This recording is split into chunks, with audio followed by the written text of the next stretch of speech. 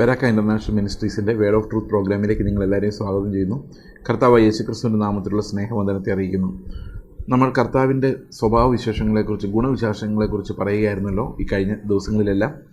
ഈ ആഴ്ചയിൽ നമ്മൾ വളരെ സുപ്രധാനമായ ഒരു പഠന വിഷയത്തിലേക്ക് നമ്മൾ പ്രവേശിക്കുകയാണ്.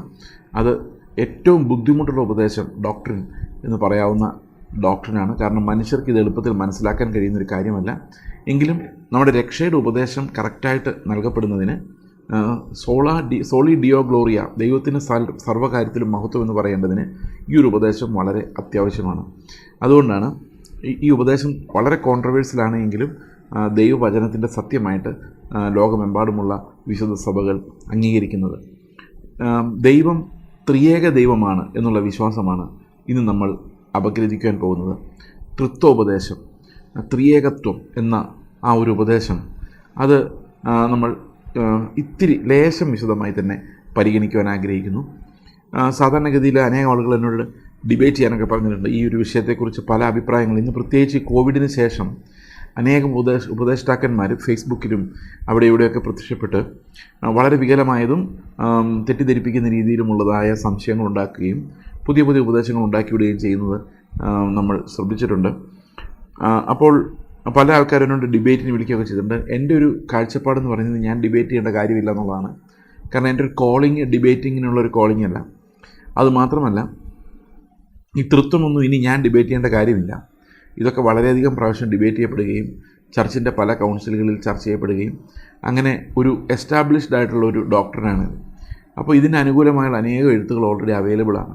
അതെല്ലാം ഞാൻ അവിടെ നിന്ന് പോയി പഠിച്ചിട്ട് ഒന്നും കൂടെ പറഞ്ഞ് ഡിബേറ്റ് ചെയ്യേണ്ടതില്ല എന്ന് ഞാൻ തീരുമാനിക്കുകയായിരുന്നു. പക്ഷേ ഇത് വളരെ അത്യാവശ്യമായിട്ട് നമ്മൾ പഠിച്ചിരിക്കേണ്ട ഒരു കാര്യമാണ്. ലോജിക്കലി ഇങ്ങനെ ആയാൽ മാത്രമേ നമുക്ക് വേദപുസ്തകത്തിലെ അനേകം സത്യങ്ങൾ വ്യാഖ്യാനിക്കാൻ സാധിക്കുകയുള്ളൂ. അതുകൊണ്ട് Trinity is an essential doctrine. ഞാൻ വിശ്വസിക്കുന്നത് രക്ഷ നമുക്ക് പൂർണ്ണമായിട്ടും വിശ്വസിക്കണമെങ്കിൽ ട്രിനിറ്റി എന്ന ഉപദേശം ആവശ്യമാണ്. അതല്ലെങ്കിൽ പ്രോപ്പർലി ഒരു സാൽവേഷനെന്നോ റീജനറേഷനെന്നോ വിശുദ്ധീകരണമെന്നോ ഒന്നും പറയാൻ നമുക്ക് സാധിക്കില്ല. അത്രമാത്രം നമ്മുടെ നിത്യജീവിതത്തിലെ ഓരോരോ കാര്യങ്ങളുമായി കണക്റ്റഡ് ആയിട്ടുള്ള ഒരു ഉപദേശമാണ് തൃത്വോപദേശം എന്ന് പറയുന്നത്. എന്താണ് തൃത്വോപദേശം? എന്താണ് ഇതുകൊണ്ട് ഉദ്ദേശിക്കുന്നത്? നമ്മൾ പ്രധാനമായിട്ടും തൃത്വോപദേശത്തെക്കുറിച്ച് ഇങ്ങനെ വേണമെങ്കിൽ നമുക്ക് നിർവചിക്കാം. ദൈവം നിത്യമായ അവസ്ഥയിൽ 3 വ്യക്തികളായി, പിതാവും പുത്രനും പരിശുദ്ധാത്മാവും എന്ന 3 വ്യക്തികളായി നിലനിൽക്കുന്നു. ഓരോ വ്യക്തിയും പൂർണ്ണ ദൈവമാണ്, എന്നാൽ ഒരു ദൈവമേ ഉള്ളൂ. ഇതൊരു ഒറ്റ നോട്ടത്തിൽ നോക്കിക്കഴിഞ്ഞാൽ ഇത് വളരെ വിചിത്രമായൊരു ഉപദേശമായിട്ട് തോന്നാം. അതായത് പിതാവ്, പുത്രൻ, പരിശുദ്ധാത്മാവ് എന്ന 3 വ്യക്തികളുണ്ട്. ഓരോ വ്യക്തിയും ദൈവമാണ്. 3 വ്യക്തികളൊന്നും പോലും പറയാൻ പാടില്ല. ഓരോ വ്യക്തിയും ദൈവമാണ്, ഒരു ദൈവമേ ഉള്ളൂ. അപ്പോൾ ഇത് എങ്ങനെയാണ് നമ്മൾ ഒരു ഉപദേശ രൂപത്തിൽ വേദപുസ്തകത്തിൽ നിന്ന് എടുക്കുന്നത്? പല ആളുകളും പറയുന്നത് തൃത്വം എന്നൊരു ഉപദേശം വേദപുസ്തകത്തിൽ ഇല്ല എന്നുള്ളതാണ്. നമുക്ക് തൃത്വം എന്ന് പറഞ്ഞ് നിർബന്ധിക്കേണ്ട കാര്യമില്ല. വാക്ക് അത്ര പ്രസക്തവുമല്ല. നമ്മൾ വേദപുസ്തകത്തിൽ നിന്ന് തെളിയിക്കേണ്ടത് തൃത്വം എന്ന വാക്കുണ്ടോ ഇല്ലയോ എന്നുള്ളതല്ല, തൃത്വം എന്ന ഉപദേശം ബൈബിളിലുണ്ടോ എന്നുള്ളതാണ്. ഏകദൈവമാണ് നമ്മുടെ കർത്താവ് എന്നുള്ളത് വേദപുസ്തകത്തിലുണ്ട്. പിതാവിനോട് പുത്രൻ പ്രാർത്ഥിക്കുന്നുണ്ട്. പുത്രൻ ദൈവമാണ് നമുക്ക് വളരെ എളുപ്പത്തിൽ തെളിയിക്കാൻ പറ്റുന്ന കാര്യമാണ്. പരിശുദ്ധാത്മാവ് ദൈവമാണെന്നുള്ള കാര്യത്തിൽ ഒരു ചോദ്യം പോലുമില്ല, കാരണം ദൈവത്തിൻ്റെ ആത്മാവാണ്. അപ്പോൾ പിതാവ് ദൈവമാണെന്നും പുത്രന് ദൈവമാണെന്നും പരിശുദ്ധാത്മാവ് ദൈവമാണെന്നും നമുക്കറിയാം. ഒരു ദൈവമേ ഉള്ളൂ എന്നും നമുക്ക് ബൈബിളിൽ തെളിയിക്കാം. ഇതിനെയാണ് നമ്മൾ ശരിക്കും തൃത്വ ഉപദേശം എന്ന് പറയുന്നത്. ബൈബിളിലുള്ളൊരു ഉപദേശത്തിന് ഒരു പേര് കൊടുത്തപ്പോൾ ആ പേര് ബൈബിളിൽ ഇല്ല എന്ന് മാത്രമേ ഉള്ളൂ. ഇത് വേദശാസ്ത്രപരമായിട്ട് ഈ ഉപദേശം മനസ്സിലാക്കാൻ വേണ്ടിയാണ് ആ ഒരു പേര് നൽകിയിരിക്കുന്നത്. ഇപ്പോൾ തൃത്വം എന്ന വാക്ക് ബൈബിളിലില്ലായിരിക്കാം, പക്ഷേ തൃത്വം എന്ന ഉപദേശം ബൈബിളിലുണ്ട്. ഈ തൃത്വം എന്നാണ് ഇതിനെ കൺവെൻഷനലി പറയുന്നതെങ്കിലും എനിക്ക് കുറച്ചുകൂടെ താല്പര്യമായി തോന്നുന്ന ത്രിയേകത്വം എന്ന് പറയുന്നതാണ്. തൃത്വം എന്ന് പറയുമ്പോൾ 3 വ്യക്തികൾ എന്ന് മാത്രമേ അത് കമ്മ്യൂണിക്കേറ്റ് ചെയ്യപ്പെടുന്നുള്ളൂ. ത്രിയേകത്വം എന്ന് പറയുമ്പോൾ 3 വ്യക്തികൾ, അതിലുള്ള ഏകത്വം, വൺനെസ്, ദൈവം ഒന്നാണ് എന്നുള്ള ആ ഒരു കാഴ്ചപ്പാടുകൾ അതിനകത്ത് കാണുന്നുണ്ട്. അപ്പോൾ ഒരേ സമയത്ത് തന്നെ 3 in oneness ഓഫ് ഗോഡ്, ഒരേ സമയത്ത് 3 വ്യക്തികളായി നിലനിൽക്കുന്ന ദൈവം എന്നുള്ളതാണ് ഇതിൻ്റെ ഈ ഒരു അർത്ഥത്തിൽ നമ്മൾ മനസ്സിലാക്കേണ്ടത്. അപ്പോൾ ഈ 3 വ്യക്തി, ഇത് ദൈവം നമുക്ക് ഓൾറെഡി നമ്മൾ പഠിച്ചതുപോലെ ദൈവം നിത്യനാണ്, അതുപോലെ സർവ്വവ്യാപിയാണ്, സർവശക്തനാണ്. ഇതെല്ലാം നമുക്ക് മനസ്സിലായിട്ടുണ്ട്. പക്ഷെ ഇതെല്ലാം സാധാരണഗതിയിൽ നമ്മൾ പിതാവായ ദൈവത്തോട് ആട്രിബ്യൂട്ട് ചെയ്യുന്ന രീതിയിലാണ് നമ്മൾ മനസ്സിൽ ചിന്തിക്കുന്നത്. പക്ഷേ ദൈവത്തിൻ്റെ ആട്രിബ്യൂട്ട്സ് എല്ലാം ഓരോ വ്യക്തിക്കും, അതായത് പിതാവിനും പുത്രനും പരിശുദ്ധാത്മാവിനും ഒരുപോലെ ഉള്ളതാണ്. കാരണം ദൈവം എന്ന് പറയുന്നത് എല്ലാം ചേരുന്നതാണ്. ഈ എല്ലാ ഗുണങ്ങളും ദൈവത്തിൽ സമ്മേളിച്ചിരിക്കുന്നു. ഓക്കെ, അപ്പോൾ പരിശുദ്ധാത്മാവും അങ്ങനെ തന്നെ ഓംനി പ്രസൻ്റാണ്, സർവ്വവ്യാപിയാണ്. പുത്രനും അങ്ങനെ തന്നെയാണ്. അപ്പോൾ എല്ലാ ആട്രിബ്യൂട്ട്സും നമ്മൾ ഇന്നുവരെ പഠിച്ച എല്ലാ സ്വഭാവ സവിശേഷതകളും പിതാവിന് മാത്രമല്ല പുത്രനും പരിശുദ്ധാത്മാവിനും ഒരുപോലെ നൽകപ്പെടുന്നതാണ്. ബൈബിളിൽ ഏറ്റവും പ്രധാനപ്പെട്ട ഉപദേശം എന്താണെന്ന് വെച്ച് കഴിഞ്ഞാൽ ഞാൻ ഈ ട്രിനിറ്റി എന്ന ഉപദേശമാണ് പറയുള്ളൂ. കാരണം ദൈവത്തെക്കുറിച്ച് കൃത്യമായൊരു അറിവ് നമുക്കുണ്ടാവുക എന്നുള്ളത് പ്രധാനമാണ്. ഈ ഉപദേശത്തിനകത്ത് എന്തെങ്കിലും പാളിച്ച വന്നു കഴിഞ്ഞാൽ നമ്മുടെ രക്ഷയുടെ വ്യാഖ്യാനത്തെ അത് ബാധിക്കും. അത് എങ്ങനെയാണ് നമ്മൾ പതുക്കെ മനസ്സിലാക്കും. അതുകൊണ്ട് തൃത്വത്തെക്കുറിച്ചാണ് നമ്മൾ ഇനി ഉള്ള 2 ക്ലാസ്സുകളെങ്കിലും തൃത്വത്തെക്കുറിച്ചായിരിക്കും നമ്മൾ കൂടുതൽ ചിന്തിക്കുന്നത്. നമുക്ക് ഈ വേദപുസ്തകത്തിൽ എവിടെയാണ് ഈ തൃത്വം എന്ന കാര്യമുള്ളത് എന്ന് നമുക്ക് നോക്കാം. ഒന്നാമത്തെ കാര്യം നമ്മൾ ഉൽപ്പത്തി പുസ്തകം 1:26 നമ്മൾ പഴയ നിയമം വായിക്കുമ്പോൾ ഒരു കാര്യം ശ്രദ്ധിക്കണം. ഈ ദൈവത്തിൻ്റെ ത്രിയേകത്വത്തെക്കുറിച്ചോ ദൈവത്തെക്കുറിച്ച് തന്നെയോ പൂർണ്ണമായ ഒരു വെളിപ്പാടല്ല പഴയ നിയമത്തിലുള്ളത്. ദൈവത്തിൻ്റെ സ്വഭാവങ്ങൾ, ആട്രിബ്യൂട്ട്സ് ഇതെല്ലാം ശരിക്കും വെളിപ്പെട്ട് വരുന്ന പുത്രനിലൂടെ പുതിയ നിയമത്തിലാണ്. അപ്പോൾ പഴയ നിയമത്തിൽ ദൈവത്തെക്കുറിച്ചുള്ള വെളിപ്പാടുണ്ടെങ്കിലും ആ വെളിപ്പാട് ഭാഗികമാണ്. അതുകൊണ്ട് തന്നെ തൃത്വത്തെക്കുറിച്ചും ഭാഗികമായൊരു വെളിപ്പാട് മാത്രമാണ് പഴയ നിയമത്തിലുള്ളതെങ്കിലും ആ ഉള്ള വെളിപ്പാടുകൾ വളരെ ശക്തമായി സംസാരിക്കുന്ന വെളിപ്പാടുകളാണ്. ഇതിൽ ഉൽപ്പത്തി 1:26 പറഞ്ഞിരിക്കുന്നത് നമുക്ക് നമ്മുടെ സ്വരൂപത്തിലും സദൃശ്യത്തിലും മനുഷ്യനെ സൃഷ്ടിക്കാം എന്ന് ഉള്ള ദൈവത്തിൻ്റെ ചിന്തയെക്കുറിച്ചാണ്. ഇവിടെ നമുക്ക്, നാം എന്ന് പറയുന്ന ബഹുവചന രൂപം, ഈ ബഹുവചന രൂപം ഒന്നിൽ കൂടുതൽ ആളത്വങ്ങളെ സൂചിപ്പിക്കുന്നു എന്നുള്ളത് ആണ് ഒരു വാദഗതി. ഈ വാദഗതി തെറ്റാണെന്ന് ചിലർ പറയുന്നത്, നമ്മൾ പലപ്പോഴും പഴയകാലത്ത് രാജാക്കന്മാർ പറയുമ്പം നാം അരുളി ചെയ്യുന്നു എന്നൊക്കെ പറഞ്ഞ് ഒരു പൂജിത ബഹുവചനം, അതായത് ബഹുമാനത്തിനെ സൂചിപ്പിക്കുന്ന ഒരു ബഹുവചനം. ഇപ്പോൾ നീ എന്ന് പറയുന്നതിന് പകരം നിങ്ങളെന്ന് പറയുക, ഒരു സ്ത്രീ ആണെങ്കിൽ അവളെന്ന് പറയുന്നതിന് പകരം അവരെന്ന് പറയുക, ഇതെല്ലാം പൂജിത ബഹുവചനങ്ങളാണ്. അതുപോലെ ദൈവത്തെക്കുറിച്ച് സിംഗുലർ ഒരു ഏകവചനം ഉപയോഗിക്കാതെ ഒരു പൂജിത ബഹുവചനമായി എന്ന് ചില ആളുകൾ പറയാറുണ്ട്. പക്ഷേ ഒരിക്കൽ പോലും എബ്രായ ഭാഷയിൽ അങ്ങനെ ഒരു പൂജിത ബഹുവചനം എന്നൊരു ആശയമേ ഇല്ല. ഒരു രാജാവ് പോലും അങ്ങനെ ഉപയോഗിച്ചിട്ടില്ല. എബ്രായ ഭാഷയിൽ അങ്ങനെ ഒരു പൂജിത ബഹുവചനം എന്നൊരു പരിപാടി ഒരിക്കലുമില്ല. ചിലർ പറയുന്നു ഈ പൂജിത ബഹുവചനമല്ല, ഇത് ഏഞ്ചൽസിനെയും കൂടെ ഉദ്ദേശിച്ചാണ്. അപ്പോൾ ഏഞ്ചൽസിനെയും കൂടെ ഉദ്ദേശിച്ചാന്ന് പറഞ്ഞു കഴിയുമ്പോഴുള്ള പ്രോബ്ലം എന്താണ്? നാം സൃഷ്ടിക്കുക എന്ന് പറയുമ്പം ഈ ദൂതന്മാരും കൂടെ കൂടിയാണ് നമ്മൾ സൃഷ്ടിച്ചതെന്ന് വരും. അപ്പോൾ എന്തായാലും അവിടെ ഒരു പ്ലൂറാലിറ്റി ഓഫ് പേഴ്സൺസ് നമ്മൾ കാണുന്നുണ്ട്. അത് ശരിക്കും പറഞ്ഞു കഴിഞ്ഞാൽ ഇത് 3 വ്യക്തികളെ, plurality of the presence of persons of God, persons in God എന്ന് പറയുന്നതിനെയാണ് അതിനകത്ത് ശരിക്കും ഏറ്റവും ഉചിതമായ വ്യാഖ്യാനം. നമുക്ക് പലപ്പോഴും ഒരു ദുർവ്യാഖ്യാനം അല്ലെങ്കിൽ ഒരു ദുരുപദേശം പ്രൂവ് ചെയ്യണമെങ്കിൽ നമുക്ക് വചനങ്ങളെ വളച്ചൊടിക്കേണ്ടി വരും. വളച്ചൊടിക്കാതെ നമ്മൾ നേരെ വായിച്ചാൽ സത്യോപദേശത്തിൽ മാത്രമേ എത്തുകയുള്ളൂ. ഇവിടെ ഇത് വളച്ചൊടിച്ച് കഴിഞ്ഞാൽ ഒരു ദുരുപദേശത്തിലേക്ക് നമുക്ക് എത്തിക്കാം. എന്നാൽ വളച്ചൊടിക്കാതെ നേരെ വായിച്ചാൽ അത് പത്യോപദേശത്തിലേക്ക് നമ്മളെ എത്തിക്കും.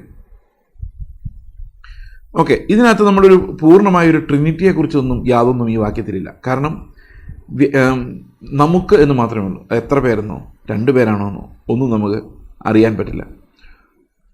അപ്പോൾ ശരിക്കും 3:22 പറയുന്നത് മനുഷ്യൻ നമ്മിൽ ഒരുവനെ പോലെ ആയിത്തീരും. അപ്പോൾ ഏതായാലും പൂജിത ബഹുവചനമല്ലല്ലോ.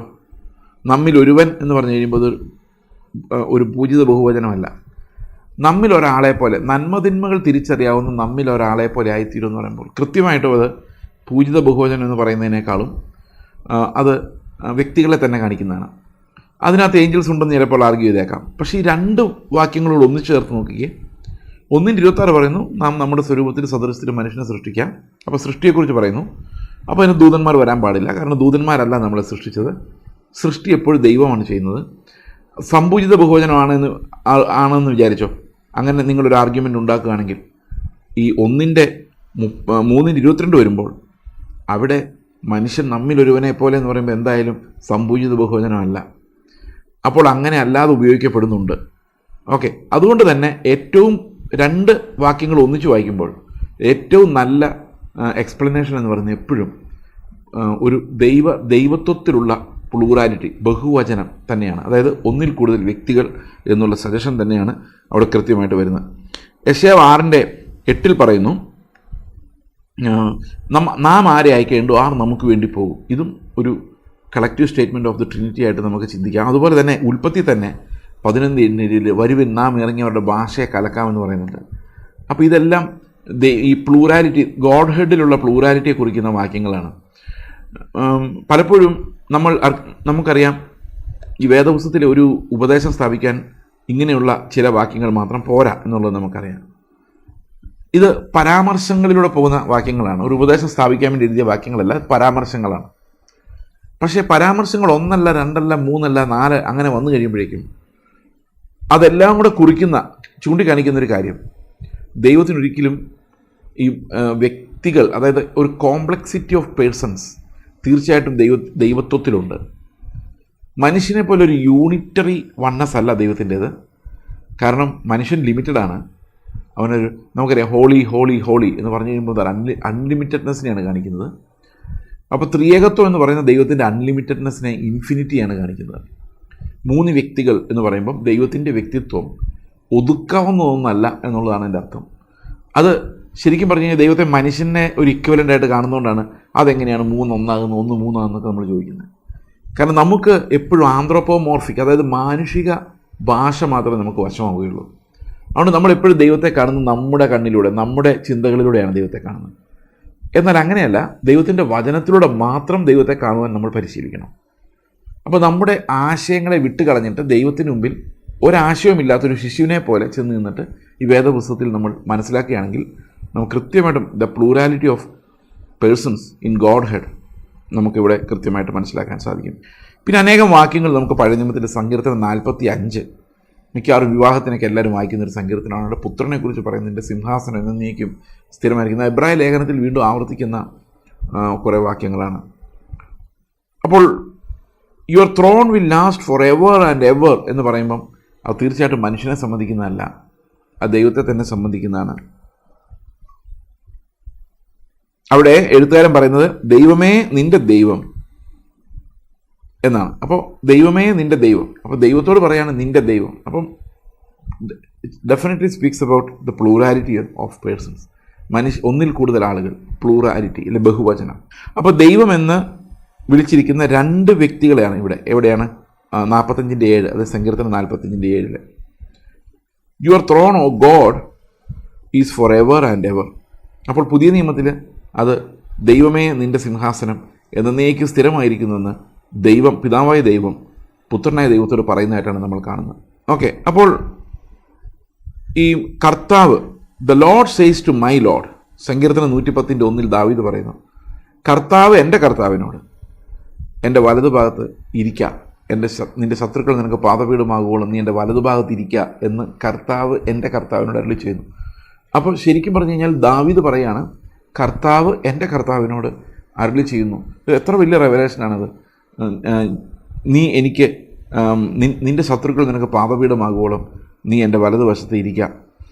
ഓക്കെ, ഇപ്പോൾ ഈ ലോഡ് എന്നുള്ളത് 2 Lord. The Lord says to my Lord. അപ്പോൾ ആദ്യത്തെ ലോഡ്, പറയുന്ന ലോഡ് കർത്താവ് പിതാവായ ദൈവമാണെങ്കിൽ, രണ്ടാമത് മൈ ലോഡ് എന്ന് പറയുന്ന ആരെയാണ്? അപ്പോൾ പിതാവ് ആരോടാണ് സംസാരിച്ചത്? തീർച്ചയായിട്ടും അവിടെ ആ സംസാരം കേൾക്കാൻ ഒരാളുണ്ട്, അത് എൻ്റെ കർത്താവാണെന്ന് പറയുന്നു. അത് തീർച്ചയായിട്ടും ദാവീദല്ല, ദാവീദിൻ്റെ കർത്താവാണ്. ദാവീദിൻ്റെ കർത്താവ് ആരാണ്? നമുക്കറിയാം, അത് യേശു കർത്താവ് മാത്രമേ ആകാൻ സാധിക്കുകയുള്ളൂ. അപ്പോൾ ഇത് ആരാണ് ദൈവത്തിൻ്റെ വലതുഭാഗത്തിരിക്കുന്നത്? ദൈവം ഒരു സിംഹാസനത്തിലിരിക്കുന്നു, വലതുഭാഗത്ത് ഒരാളിരിക്കുന്നു. ദൈവമല്ലാതെ ആർക്കാണ് ദൈവത്തോടൊപ്പം സിംഹാസനത്തിൽ ഇരിക്കാൻ പറ്റുന്നത്? സകല സൃഷ്ടിയും അവൻ്റെ മുമ്പിൽ വീണ് കിടക്കുകയുള്ളൂ, സകല സൃഷ്ടിയും അവന് കുമ്പിടുകയുള്ളൂ. വേണമെങ്കിൽ മുമ്പിൽ വന്നിരിക്കാമായിരിക്കാം കർത്താവ് ഇരിക്കാൻ പറഞ്ഞാൽ. ഇതൊക്കെ ആന്ത്രോപോമോർഫിസമാണ്, മനുഷ്യ ലാംഗ്വേജാണ്. പക്ഷേ ദൈവത്തോടൊപ്പം സിംഹാസനത്തിൽ അവൻ്റെ വലതുഭാഗത്തിരിക്കുന്ന ആൾ ദൈവമല്ലാതെ എങ്ങനെയായിരിക്കും? കാരണം ദൈവത്തിനെ അങ്ങനെ ഇരിക്കാൻ പറ്റൂ. 3 പേഴ്സൺസ് 1 ഗോഡ്, ഒരു ദൈവം. ഈ ഒരു ദൈവം എന്നുള്ള കാര്യം ഇതുമായിട്ട് എങ്ങനെയാണ് കണക്റ്റ് ആകുന്നു എന്നുള്ള കാര്യം ബൈബിൾ വ്യക്തമാക്കുന്നുണ്ട്. ഇവിടെ പറയുന്നത്, പലപ്പോഴും പരീശന്മാരും ശാസ്ത്രിമാർ യേശുക്രിസ്തുവിനോട് സംസാരിക്കുമ്പോൾ യേശു കർത്താവ് ദൈവത്തോട് തന്നെ തുല്യനാക്കിയതായി അവർക്ക് തോന്നിയിരുന്നു. അപ്പോൾ അവിടെയെല്ലാം ഈ വാക്യങ്ങൾ പലപ്പോഴും കോട്ട് ചെയ്യുമ്പോഴും യഹൂദന്മാർ ദൈവത്തിൻ്റെ പ്ലൂറാലിറ്റി അംഗീകരിക്കാൻ ഒരു കാരണവശാലും സമ്മതിച്ചിരുന്നില്ല. അപ്പോൾ ഇനി പരിശുദ്ധാത്മാവിനെ കുറിച്ച് പറയുകയാണെങ്കിൽ പരിശുദ്ധാത്മാവിൻ്റെ വ്യക്തിത്വത്തെക്കുറിച്ച് യെശയ്യാവ് 61:10 പറയുന്നു, ദൈവത്തിൻ്റെ ജനം ദൈവത്തിനെതിരെ തിരിഞ്ഞു, ദൈവത്തിൻ്റെ ആത്മാവിനെ ദുഃഖിപ്പിച്ചു. യെശയ്യാവ് 63:10 പറയുന്നു. അപ്പോൾ പരിശുദ്ധാത്മാവ് ദുഃഖിക്കുന്ന ആത്മാവാണ്. ദൈവത്തിൽ നിന്ന് വ്യത്യസ്തമായി ആത്മാവിനെ ദുഃഖിപ്പിക്കുന്നത് പ്രത്യേകമായിട്ടാണ് പരാമർശിക്കപ്പെട്ടിരിക്കുന്നത്. പരിശുദ്ധാത്മാവിന് ഇമോഷണലി കണക്ട് ചെയ്യാൻ പറ്റുമെന്നും, ഇമോഷണൽ കേപ്പബിലിറ്റീസ്, അതായത് വൈകാരികമായ കാര്യങ്ങൾ പരിശുദ്ധാത്മാവ് പ്രത്യേകമായി കടന്നു പോകുന്നു നമുക്കറിയാം. യേശുക്രിസ്തു തന്നെ ഒരിക്കൽ പറഞ്ഞു, നിങ്ങൾ പരിശുദ്ധാത്മാവിനെതിരെയുള്ള പാപം. അപ്പം the Father and the Son and the Holy Spirit നമുക്കതിന് ഡിസ്റ്റിങ്ക്റ്റ് ആയിട്ട് കാണാൻ പറ്റും. മലാഖിയുടെ പുസ്തകത്തിൽ പറയുന്നു, the Lord whom you seek shall suddenly come to his temple. മലാഖി 3:1-2 വാക്യങ്ങൾ. നിന്റെ രാജാവ്, നിന്റെ കർത്താവ് പെട്ടെന്ന് ആലയത്തിലേക്ക് വരും എന്ന് ദൈവം അരുളി ചെയ്യുന്നു. അവൻ വരുമ്പോൾ നിൽക്കാൻ പറ്റുന്നത് ആർക്ക് എന്നൊരു ചോദ്യം അവിടെ ചോദിക്കുന്നുണ്ട്. മലാഖി 3:1-2 വാക്യങ്ങൾ തൃത്വത്തിന്, അതായത് അറ്റ്ലീസ്റ്റ് പിതാവിനെയും പുത്രനെയും വ്യത്യസ്തമായി കാണുന്ന ഒരു വാക്യമാണ്. അത് രണ്ടും കർത്താവൻ എന്ന വാക്ക് തന്നെയാണ് ഉപയോഗിക്കുന്നത്. അത് നമ്മൾ ശ്രദ്ധിക്കേണ്ട ഒരു കാര്യമാണ്. അപ്പോൾ അങ്ങനെ അനേകം വാക്യങ്ങൾ പറയുന്നുണ്ട്. അപ്പോൾ ദൈവം ഓശയുടെ പുസ്തകം 1:7 പറയുന്നതും അങ്ങനെ തന്നെയാണ്. ദൈവം അരുളി ചെയ്യുന്നു, നിന്റെ കർത്താവായ ദൈവത്തിൻ്റെ നാമത്തിൽ ഞാൻ നിന്നെ വിടുവിക്കും. അപ്പോൾ ഇവിടെ എല്ലാം one load speaking about the other load. ഒരു കർത്താവ് വേറൊരു കർത്താവിനെ കുറിച്ച് പറയുന്നു. പക്ഷെ ഒരു കർത്താവേ ഉള്ളൂ, വൺ ഗോഡ് ഇൻ 3 പേഴ്സൺസ്. ഇതാണ് തൃത്വോപദേശം ഉണ്ടാകുന്ന അനേകം വാക്യങ്ങൾ. നമ്മൾ പഴയ നിയമത്തിൽ നോക്കുമ്പോൾ നമ്മൾ ഇഗ്നോർ ചെയ്ത് വിട്ട് കളഞ്ഞിരിക്കുന്ന അനേകം വാക്യങ്ങളിലും ഈ ദൈവത്തിൻ്റെ പ്ലൂറാലിറ്റി ഓഫ് പേഴ്സൺസ് നമുക്ക് കാണാൻ സാധിക്കും. ഇതൊന്നും അവഗണിക്കാൻ നമുക്കൊരു വേദശാസ്ത്രത്തിൽ സാധിക്കില്ല. അതുകൊണ്ടാണ് റീഫോർമേഷൻ്റെ കാലം, നവീകരണത്തിൻ്റെ കാലത്തായാലും പിന്നീട് എപ്പോഴായാലും ഈ തൃത്വോപദേശം വളരെ കൃത്യമായൊരു ഉപദേശമായി പ്രൊട്ടക്ഷൻ സഭകളും ഇവാഞ്ചലിക്കൽ സഭകളും ലോകത്തെമ്പാടുമുള്ള ജനറൽ ട്രഡീഷൻസിലുള്ള എല്ലാ ചർച്ചുകളും അംഗീകരിക്കാനുള്ള കാരണം ഇത്രയും വലിയ എവിഡൻസ് അനേകം വചനങ്ങളിലൂടെ വ്യാപിച്ചു കിടക്കുന്ന ആ എവിഡൻസിനെ നിഷേധിക്കാൻ സാധിക്കുകയില്ല എന്നുള്ളത് കൊണ്ടാണ്. അപ്പോൾ അനേകം വാക്യങ്ങൾ അങ്ങനെ പറയുന്നുണ്ട്. അതുപോലെ യെശയ്യാവിൻ്റെ 48:16 നമ്മൾ വായിക്കുന്നത് ഇങ്ങനെയാണ്. അവിടെ ദൈവദാസൻ പറയുകയാണ്, യെശയ്യാവ് എന്ന് നമുക്ക് വിചാരിക്കാം. യെശയ്യാവ് ഇങ്ങനെ പറയുന്നു, നിങ്ങൾ അടുത്തു വന്നിത് കേൾപ്പിൻ, ഞാൻ ആദ്യം മുതൽ രഹസ്യത്തിലല്ല പ്രസ്താവിച്ചിട്ടുള്ളത്, അതിൻ്റെ ഉത്ഭവകാലം മുതൽ ഞാൻ അവിടെയുണ്ട്. ഇപ്പോഴോ യഹോവയായ കർത്താവ് എന്നെയും തൻ്റെ ആത്മാവിനെയും അയച്ചിരിക്കുന്നു. അപ്പോൾ എന്നെ അയച്ചിരിക്കുന്നു അല്ല, ദൈവം എന്ത് ചെയ്തിരിക്കുന്നു? ദൈവം തൻ്റെ ആത്മാവിനെയും അയച്ചിരിക്കുന്നു. അപ്പോൾ ആത്മാവിനെ അയച്ചു കൊടുത്തിരിക്കുന്നു എന്ന് പറഞ്ഞു കഴിയുമ്പോൾ അതൊരു ഡിസ്റ്റിങ്ക്റ്റായിട്ട്, ദൈവത്തിൽ നിന്ന് ഡിസ്റ്റിങ്ക്റ്റായിട്ട് ഒരാളെ അയക്കുന്നതായിട്ടാണ് നമ്മൾ കാണുന്നത്. അപ്പോൾ അത് തൃത്വത്തെ സൂചിപ്പിക്കുന്ന, അതായത് പരിശുദ്ധാത്മാവിൻ്റെ വ്യതിരിക്തതയെ സൂചിപ്പിക്കുന്ന ഒരു വാക്യമാണ്. അങ്ങനെയുള്ള അനേകം വാക്യങ്ങൾ ബൈബിളിൽ ത്രൂ ഔട്ടുണ്ട്. ഉൽപ്പത്തി 16 ഉണ്ട്, പുറപ്പാട് 3 ഉണ്ട്. ഇങ്ങനെ പല സ്ഥലങ്ങളിലും ഈ ദൈവത്തിൻ്റെ പ്ലൂറാലിറ്റി ഓഫ് പേഴ്സൺസിനെയും അതുപോലെ പിതാവും പുത്രനും പരിശുദ്ധാത്മാവിനെ സെപ്പറേറ്റ് ആയിട്ട് കാണിക്കുന്നതായിട്ടുള്ള വാക്യങ്ങളുണ്ട്. ഒരു ദൈവദൂതനെ ലോർഡ് എന്ന് വിളിക്കുന്നതായിട്ട് നമുക്ക് ഒരിക്കലും ചിന്തിക്കാൻ സാധിക്കില്ല. കാരണം കർത്താവ് എന്നുള്ള വിളി ദൈവത്തിന് മാത്രമുള്ളതാണ്. ഈ പഴയ നിയമത്തിൽ പല സ്ഥലത്തും ഏഞ്ചൽ ഓഫ് ദ ലോർഡ് എന്ന് പറഞ്ഞു കഴിയുമ്പം ഒരു ഏഞ്ചലിക് ബീയിങ് അങ്ങോട്ട് നിർബന്ധമില്ല, സന്ദേശവുമായി വരുന്ന ആരുമാകാം. അപ്പോൾ ലോർഡ്, കർത്താവ് എൻ്റെ അടുത്ത് വന്നു എന്ന് പറയുന്നതും ഏഞ്ചൽ എന്ന് പറയുന്നതും ഇടകലർത്തി ഉപയോഗിച്ചിരിക്കുന്ന നിങ്ങൾ പല സ്ഥലത്തും കണ്ടിട്ടുണ്ടാവും. പ്രിയ സഹോദരങ്ങളെ, ആദ്യം ഞാനും വിചാരിച്ചിരുന്നത് ഈ ലോർഡ് എന്ന് വിളിക്കുന്നത് ഏഞ്ചലിനെയാണെന്നാണ്. ഏഞ്ചൽ എന്നുള്ള വാക്ക് എയ്ങ്കലോസ് എന്ന് ഗ്രീക്കിൽ പറയുന്ന വാക്കിന് മെസ്സഞ്ചർ എന്നാണ് ശരിക്കുള്ള അർത്ഥം. മെസ്സേജുമായിട്ട് വന്നയാൾ. എൻ്റെ കർത്താവെ എന്നൊരാളെ വിളിക്കണമെങ്കിൽ കർത്താവായിരിക്കണം. ദൈവമായ കർത്താവ് ഞാനാകുന്നു എന്ന് പറയുന്ന പോലെ ദൈവത്തെ അല്ലാതെ വേറെ ആരെയും കർത്താവെ എന്ന് വിളിക്കാൻ സാധിക്കുകയില്ല. അപ്പോൾ ദ ലോർഡ് എന്നുള്ള വിളി പ്രത്യേകിച്ച് അത് ഈ സൃഷ്ടിയെ സൂചിപ്പിക്കുന്നതാകാൻ സാധ്യതയില്ല എന്നുള്ളതാണ്. ഇതൊക്കെ സെക്കൻഡറി എവിഡൻസസ് ആണ്.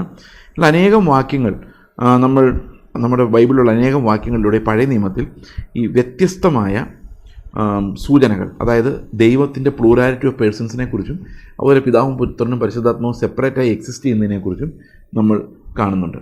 ഒരു ദൈവം ആയിരിക്കെ തന്നെ 3 വ്യക്തികളായി വ്യത്യസ്തമായി പഴയ നിയമത്തിൽ നമുക്ക് ഈ റെവലേഷനിലൂടെ കാണാം. ഞാൻ ഈ വാക്യങ്ങളുടെ എവിഡൻസ് പറയുന്നത് അത് തൃത്വത്തെക്കുറിച്ച് ഇത്രയും സംശയങ്ങളുള്ളതുകൊണ്ടാണ്.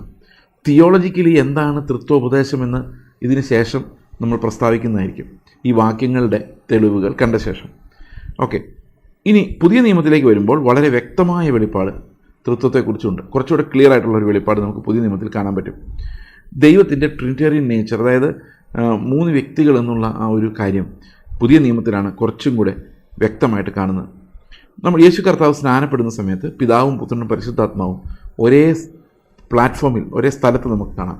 പിതാവിൻ്റെ ശബ്ദം, പരിശുദ്ധാത്മാവിൻ്റെ ഇറങ്ങി വരവ്, അതുപോലെ പുത്രൻ്റെ ഫിസിക്കൽ പ്രസൻസ്, ഇത് 3 നമുക്ക് ഒരേ സമയത്ത് കാണാവുന്ന ഇത് ശരിക്കും യേശുക്രിസ്തുവിൻ്റെ സ്നാനത്തിൻ്റെ സമയത്താണ്. മത്തായിയുടെ സുവിശേഷം 28:19 പറയുന്നത് ഇങ്ങനെയാണ്: നിങ്ങൾ ജാതികളെല്ലാം ശിഷ്യരാക്കി അവരെ പിതാവിൻ്റെയും പുത്രൻ്റെയും പരിശുദ്ധാത്മാവിൻ്റെ നാമത്തിൽ സ്നാനം കഴിപ്പിച്ച് ശിഷ്യരാക്കാനാണ്. അതായത് പിതാവിൻ്റെയും പുത്രൻ്റെയും പരിശുദ്ധാത്മാവിൻ്റെ നാമങ്ങളിലല്ല, ഇന്ന് നാമത്തിലെന്നാണ്. ഒരു നാമമാണ്, അപ്പോൾ ഒരു നാമമേ ഉള്ളൂ. പിതാവ്, പുത്രൻ, പരിശുദ്ധാത്മാവ് എന്ന വിവിധ നാമങ്ങളല്ല.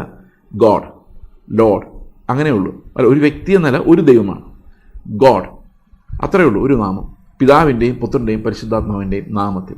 ഓക്കെ, ഈ ഒരു വാക്യം സൂചിപ്പിക്കുന്നത് തൃത്വത്തെയാണ്, അതായത് ത്രിയേക ദൈവം എന്ന ആശയത്തെയാണ്. ഒരു നാമം, പിതാവ്, പുത്രൻ, പരിശുദ്ധാത്മാവ്, 3 വ്യക്തികൾ. അതുപോലെ പിതാവായ ദൈവം, പുത്രനായ ക്രിസ്തു എന്ന് നമുക്ക് പല സ്ഥലത്തും കാണാം. അതുപോലെ കർത്താവായ യേശു മിശിഹ എന്നും പിതാവായ ദൈവമെന്നും നമ്മൾ 2 കൊരിന്ത്യർ 13:14 ഇങ്ങനെ പറയുന്നു: കർത്താവായ യേശു ക്രിസ്തുവിൻ്റെ കൃപയും പിതാവായ ദൈവത്തിൻ്റെ സ്നേഹവും പരിശുദ്ധാത്മാവിൻ്റെ കൂട്ടായ്മയും നാം ഏവരോടും കൂടെ ഉണ്ടായിരിക്കുമാറാകട്ടെ. അപ്പോൾ ഇതിനകത്ത് കൃപ ആരുടേതാണ്? പുത്രൻ്റെ കൃപയും പിതാവിൻ്റെ സ്നേഹവും. എന്നാലോചിച്ച് നോക്കിയാൽ, പുത്രൻ്റെ കൃപ, കർത്താവായ യേശു ക്രിസ്തുവിൻ്റെ കൃപയും, the Lord's grace and God's love. നിങ്ങൾ എന്താ ഇത് മനസ്സിലാക്കുന്നത്? ഈ കൃപ എവിടെ നിന്ന് വരുന്നതാണ്? ഒരു സൃഷ്ടിയിൽ നിന്ന് വരുന്നതാണോ? ഒരിക്കലുമല്ല, സൃഷ്ടിയിൽ നിന്ന് വരുന്നതല്ല. ഇത് 3 വ്യത്യസ്തമായി കാണിക്കുന്ന വാക്യങ്ങളാണ് നമ്മൾ കാണുന്നത്. കൃപ ദൈവത്തിൻ്റേത് മാത്രമാണ്. ദൈവമാണ് മനുഷ്യനോട് കൃപ കാണിക്കുന്നത്. യേശു ക്രിസ്തുവിൻ്റെ കൃപ എന്ന് പറയുമ്പോൾ കർത്താവ് നമ്മളോട് കൃപ കാണിച്ചു എന്നാണ്. കൃപ ദൈവം നമുക്ക് തരുന്നതാണ്. ഒരു സൃഷ്ടിക്ക് നമ്മളോട് കൃപ കാണിക്കാൻ പറ്റില്ല, കരുണ കാണിക്കാം. കരുണ എന്ന് പറയുന്ന ആരോടും കാണിക്കാം. പക്ഷേ കൃപ എന്ന് പറയുന്നത് ദൈവത്തിന് മാത്രം നമ്മോട് കാണിക്കാൻ പറ്റുന്ന കാര്യമാണ്.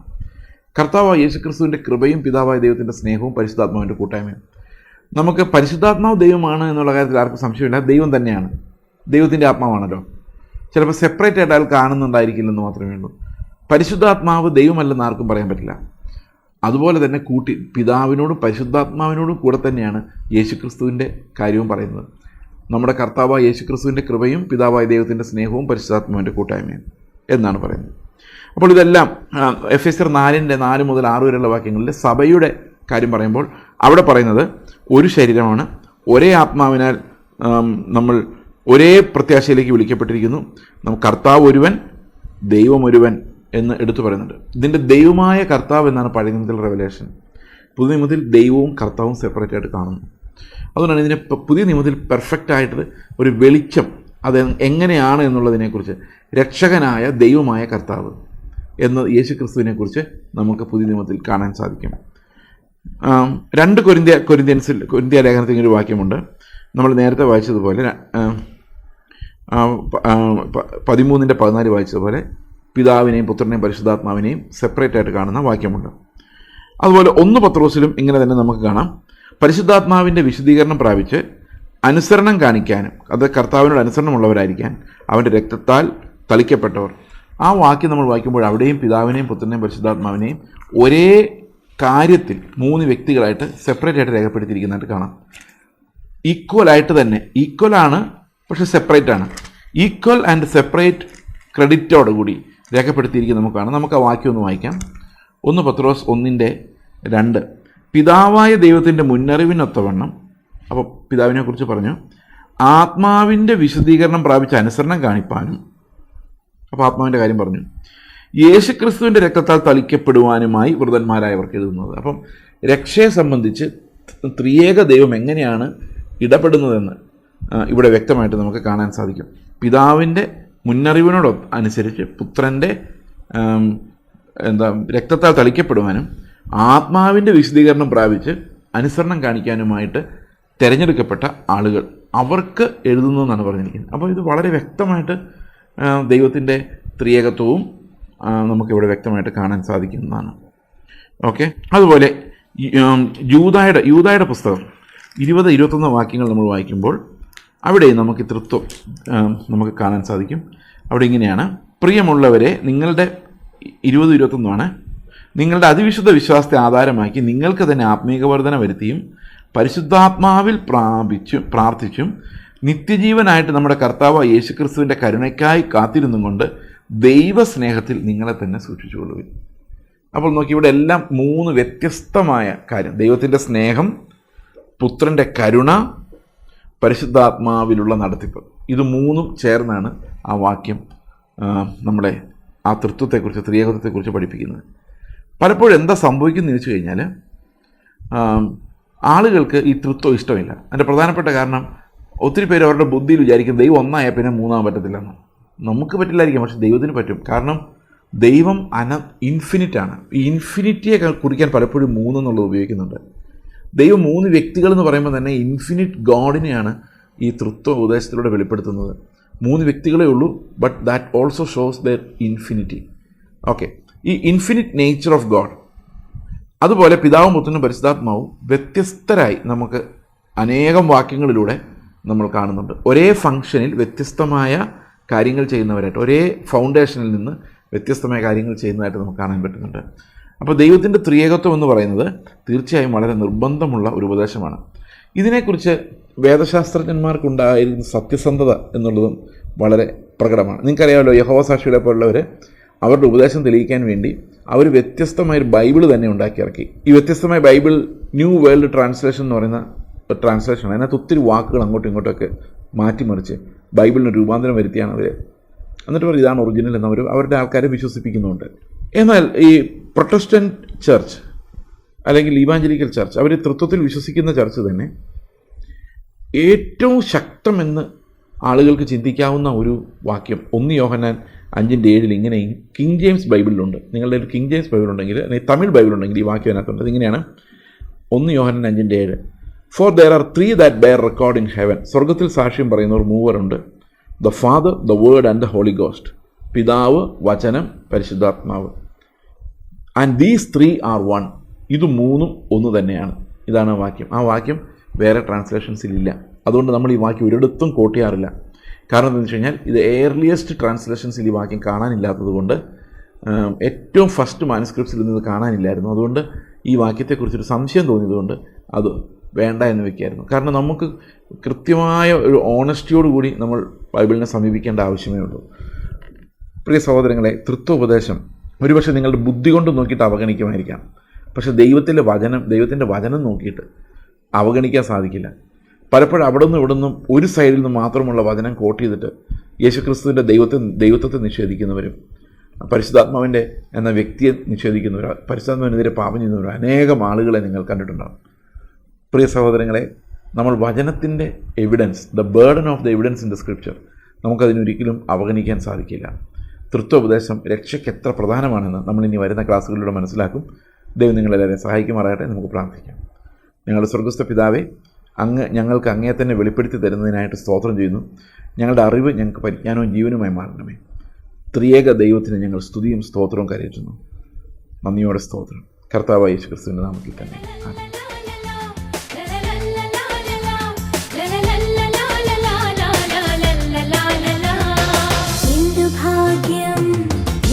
സന്തോഷം യേശുവിൻ കൂടെയുള്ള വാസം ചിന്തിച്ചാലിൻ മനം ആനന്ദിക്കും നന്ദിയാൽ ആർപ്പിടുമേ. ചിന്തിച്ചാലിൻ മനം ആനന്ദിക്കും നന്ദിയാൽ ആർപ്പിടുമേ. എന്തു ഭാഗ്യം, എത്ര സന്തോഷം, എന്തു ഭാഗ്യം, എത്ര സന്തോഷം യേശുവിൻ കൂടെയുള്ള വാസം ചിന്തിച്ചാലിൻ മനം ആനന്ദിക്കും നന്ദിയാൽ ആർപ്പിടുമേ. ചിന്തിച്ചാലിൻ മനം ആനന്ദിക്കും നന്ദിയാൽ